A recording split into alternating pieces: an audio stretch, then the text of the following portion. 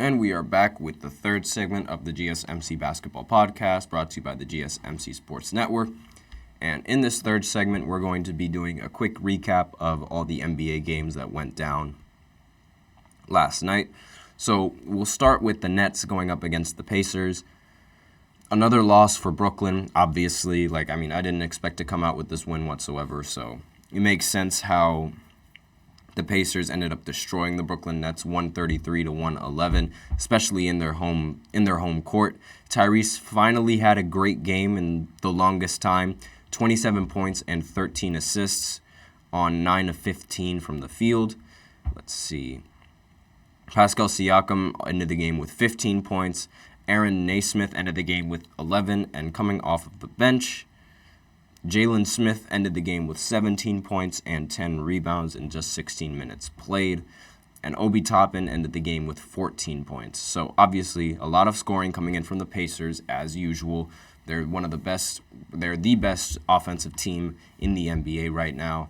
And it looks like they're going to be in the playoffs. And it looks like they're going to have the 6th seed secured. Again, that's what it looks like. The race is relatively close from the 6th seed and the 7th seed, the Pacers and the Heat. So we'll see how the standings change. But if worse comes to worse, I think their lowest point is having to play a play-in game and getting matched up against the Celtics in the first round, because that could be the death sentence for the Pacers. The Celtics, they have a great offense and they have a great defense. So the possibility of them playing them in the first round is not ideal and not something that they would want to look forward for, especially with Joel Embiid possibly being able to return to the Sixers.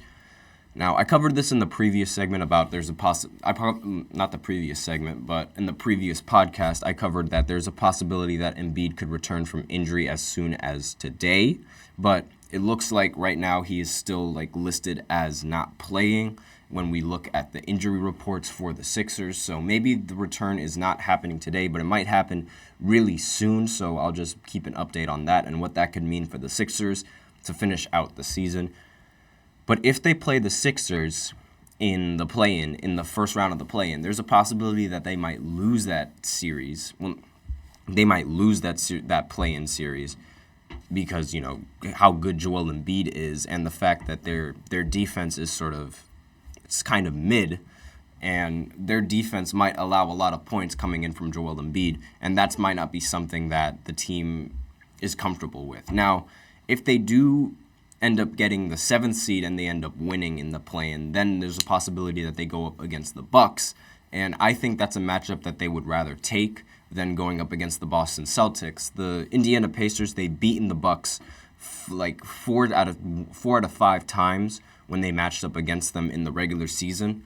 So with that in mind, there is a big possibility that the Pacers could end up winning against the Bucks in that series, especially with Doc Rivers as the coach. I never put anything past that. So their low point would be playing in the play-in and making it in the 8th seed, and losing in the first round to the Boston Celtics, and their highest point would be to making it all the way to the second round before they end up playing the Celtics. And by the looks of it, they're going to be playing the Cavs in the first round, and I think the Pacers are a much better team than the Cavs this year, even though, the Cavs, they have Donovan Mitchell, Darius Garland, but Garland has been struggling recently, and I just think the Pacers' offense is going to be a little bit too much for the Cavs if they end up going up against each other, but who knows, because Donovan Mitchell is one of the league's best playoff performers and one of the best playoff performers that I've ever seen as well. So there's a chance that he might just shut out my idea entirely and just beat the Pacers in the first round. But there's also a possibility that the Knicks could play the Pacers in the first round, and I think the Knicks are a much better team than the Pacers, and so there is a chance that they end up losing in the first round, but I don't think that's going to happen for this Pacers team. Again, it's all dependent on who they play. Now, if they play the Orlando Magic in the first round, then I think that the Pacers have the best chance of winning against the Orlando Magic, but we'll see. Again, it's dependent on how the standings are, and it's dependent on how far the team can go. going into the final games. Now, the Brooklyn Nets, obviously, like they haven't been eliminated yet, but I'm just waiting for that day to come. It's going to happen. The Nets are not a good team, and they sort of tacked it up for this season. They're in that weird spot where they win games, but they don't lose enough. So the draft pick that they're going to get is not going to be a high draft pick, and it's just this season just feels wasted when it should have been like at least a play-in team, but no.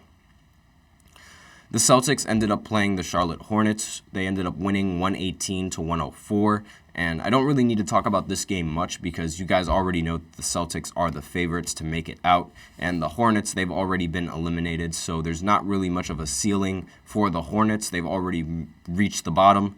And the Celtics, their ceiling, again, is the NBA Finals. And their lowest point is losing in the Eastern Conference Finals yet again. I don't know why this happens to Boston every single time, but it's very common for them to lose early in the playoffs. And there's nothing really much that needs to be said. Same with this game, the Grizzlies beating the Pistons. Again, two teams that aren't going to really do anything with the remainder of this season, so no need to really talk about it that much. Other than how the Memphis Grizzlies, they are the most injury-ridden team of this season. They've had the most starting lineup changes than any team this year, and obviously, like, injuries plaguing the Memphis Grizzlies. It's not something to be proud of, and it's not something to look forward to, especially like for the next season. Because if you're gonna have a lineup that is this injury prone, it's like what is the point if every other player is just going to be sitting out? But 31 different players have played for the Memphis Grizzlies this season. It's the most players to play on a team in a single season in NBA history. So again, with this in mind, it's a lot of injuries for one team, and it's a lot to handle. They need to get a lot more players that aren't riddled with injuries if they want to have a standing chance in this very competitive Western Conference for the future. Now, I talked about the Orlando Magic possibly playing against the Pacers. Now, that is going to be, again, their lowest point is a first-round exit, but their highest point is making it to the second round and doing nothing further from there, in my opinion.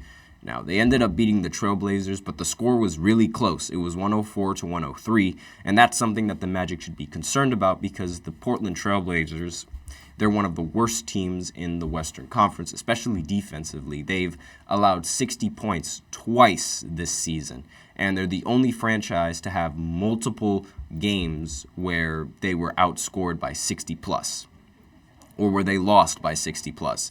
And that's not something that being in a close game with these guys is not something to look forward to, especially if you're a playoff team and you're expected to do or to make a deep run. But again, the Orlando Magic end up winning this game, so don't really need to talk about that as much. And the Hawks ended up playing the Bulls. They ended up winning 113-101. Now, this is a potential play-in matchup in the first round against both of these teams. They hold the 9th seed and the 10th seed. Atlanta holds the 10th and Chicago holds the 9th. So there's a very big chance that both of these teams are going to end up playing against each other in the play-in. They're 5 games ahead of the Brooklyn Nets, who are the 11th seed, and they're 5 games behind the 8th seed and the 7th seed. So unless the rest of those teams lose out, it doesn't look like they're going to be moving up in the seedings. So it looks like that's going to be the matchup in the first round for both of them in the play-in, and they're going to have to win it in order to have a chance to. They're going to have to win out in order to have a chance to make the playoffs. And with DeJounte Murray, I'm not entirely sure if they're able to go all the way because he took 17 shots, ended the game with 17 points. Bogdanovic ended the game with 20 points on 6 of 7 from the field. And there was a lot of scoring for the Hawks, like all around, but there wasn't really that one player being like the star of the team, like how we're used to when Trae Young is in the lineup. So them not having Trae Young is also going to hurt their chances of winning in the play-in. And I don't think Trae Young is going to be returning this year. So that's going to bring up a little bit of a question going into free agency and going into the latter half of Trae Young's career on whether or not he's going to sign with the Hawks or if he's going to join a completely different team and try to make ends meet over there. On the Bulls side, DeRozan ended the game with 31 points. Kobe White ended the game with 22 points. And an overall very good scoring game coming in from the Chicago Bulls. They weren't efficient from three, and they weren't as efficient as they hoped to be. 7 of 28 from three, 25% from the three-point line. And again, the fact that this is a possible play-in matchup, they do not want to play like this when going up against them in the play-in, especially considering how they're pretty short-handed in terms of not having Trae Young. Now, with the Bulls, they're sort of, again, they're in that weird spot where they're winning games, but they're not losing enough, and they're not winning enough. So it's like they're in that mediocre tier where they have no idea where to go with this lineup, because this lineup, it's good enough to make it to the playoffs. And, like, on paper, it should be good enough, but when put into practice, it's just not. And they're going to have to make a decision on whether to ditch Zach LaVine completely or to ditch DeMar DeRozan completely. And that's obviously not a decision that you want to make if you're the Chicago Bulls, because both players are very good for your organization. And it's like, who do you go with at this point? It's like every single time it seems like they're going to get rid of Zach LaVine, but they end up don't, or they end up not getting rid of him. And they put themselves in this really weird spot where it's like, okay, what do we do now? Do we start winning or do we just start tanking? And it's not something that should be done long term if you're a franchise, because that's just going to spread a culture of not winning, and you need that winning culture when you're looking for a championship. And those are all the games that ended up happening yesterday, and with that, we are out of time for this third segment, so join me for the fourth segment as I look at the NBA power rankings that were just released yesterday. So I will be right back after this short break.